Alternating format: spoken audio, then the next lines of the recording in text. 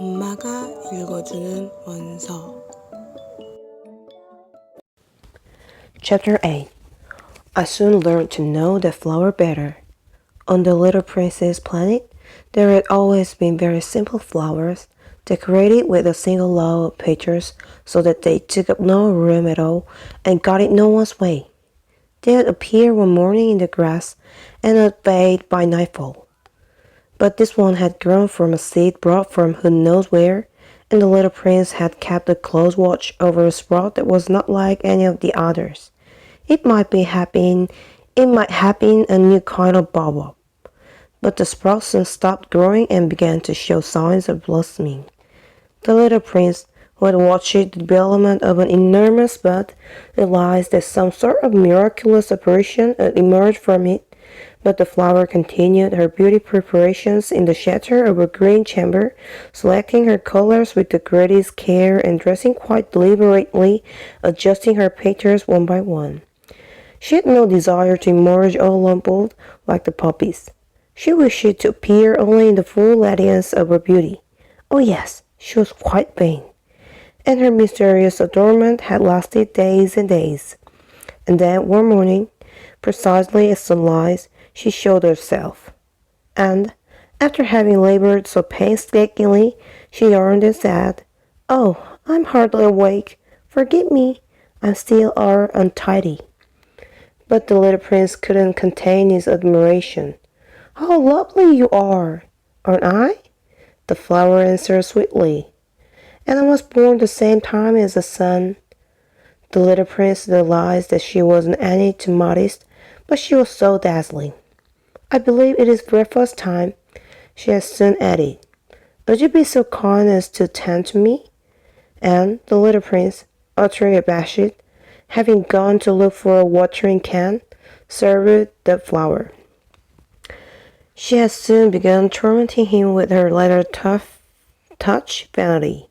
One day, for instance, alluding to her 4 thorns, she remarked to the little prince, "I'm ready for tigers, with all their clothes." "There are no tigers on my planet," the little prince had objected. "And besides, tigers don't eat weeds. I'm not a weed." The flower sweetly replied, "Forgive me.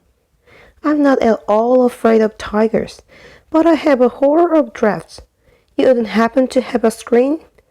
"A horror of drafts? That's not a good sign for a plant," the little prince had observed. "How complicated this flower is. After dark, you will put me under glass.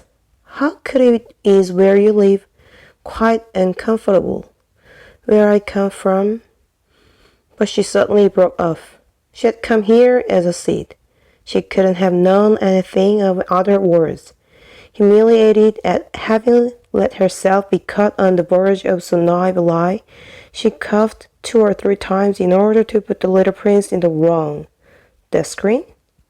I was going to look for one, but you were speaking to me." Then she made herself cough again in order to inflict a twinge of remorse on him all the same. So the little prince, despite all the goodwill of his love, had soon come to mistrust her. He had taken seriously certain inconsequential remarks and had grown very unhappy. "I shouldn't have listened to her," he confided to me one day. "You must never listen to flowers. You must look at them and smell them. Mine perfumed my planet, but I didn't know how to enjoy that. The business about the tiger clothes, instead of annoying me, ought to have moved me." And he confided further, "In those days, I didn't understand anything. I should have judged her according to her actions, not her words. She perfumed my planet and lit up my life. I should never have run away. I ought to have realized the tenderness underlying her silly pretensions. Flowers are so contradictory. But I was too young to know how to love her." Chapter 9 In order to make his escape, I believe he took advantage of a migration of wild birds. On the morning of his departure, he put his planet in under order. He carefully laid out his active volcanoes. The little prince possessed 2 active volcanoes, which were very convenient for warming his breakfast. He also possessed 1 extinct volcano. But, as he said, you never know. So he laid out the extinct volcano too.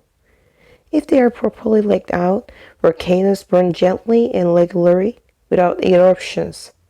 Volcanic eruptions are like fires in a chimney.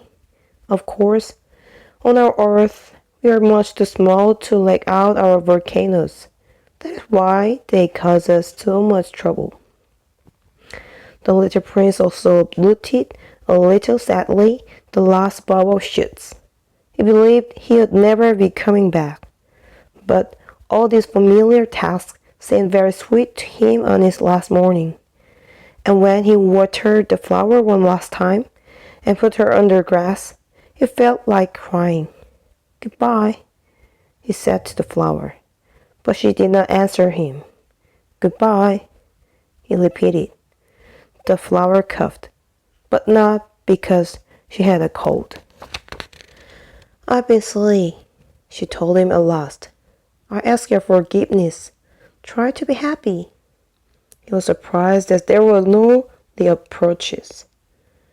He stood there, quite bewildered, holding the glass bell in mid-air. He failed to understand his calm sweetness. "Of course I love you," the flower told him. "It was my fault you never knew. It doesn't matter. But you were just as silly as I was. Try to be happy. But that glass thing down. I don't want it anymore. But the wind. My cold isn't that bad. The night air will do me good. I'm a flower. But the animals. I need to put up with 2 or 3 caterpillars if I want to get to know the butterflies. Apparently, they are very beautiful. Otherwise, you will visit me? You'll be far away. As for the big animals, I'm not afraid of them. I have my own claws." And she naively showed her 4 thorns. Then she added, "Don't hang around like this. It's irritating. You made up your mind to leave. Now, go." For she didn't want him to see her crying. She was such a proud flower.